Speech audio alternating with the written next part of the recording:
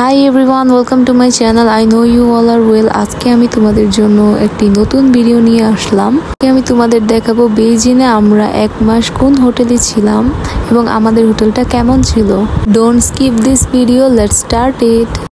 এটা হচ্ছে হোটেলের নিচ থেকে স্টার্ট করে আমাদের হোটেল রুমটা ছিল 2 তলায়।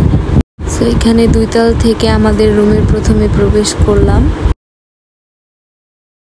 খোলার পর এই যে দরজাটা লাগাই দিলাম। এই দেখো আমাদের বড় একটা রুম, কত বড় বেড দেখতে পারছো। আর এগুলো হচ্ছে লাইট সুইচ। এই লাইট সুইচ গুলো একটা বেডরুম, একটা ওয়াশরুম, একটা করিডোর ল্যাম্প। এটা হচ্ছে আমাদের হোটেলের ওয়াশরুম, এটা হচ্ছে শাওয়ার, আর এখানে আছে টয়লেট। এই কমোডের পাশে হ্যান্ড স্প্রে দেয় নাই, যে কারণে অনেক কষ্ট হয়েছে সহ্য করতে।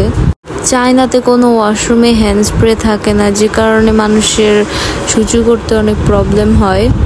এখানে একটা পাপোশ আছে, আর এই যে আমি দরজাটা লাগাই দিলাম। আর এখানে আয়নাতে দেখতে পারতেছো আমাকে। আমি খুব টায়ার্ড, কারণ আমি বুলেট ট্রেনে করে এখানে আসলাম মাত্র গুয়াংজু থেকে বেইজিংয়ে। আর এটা হচ্ছে আমাদের রুমের পর্দাটা অটোমেটিক খুলে, যেটা তোমাদের দেখাইলাম।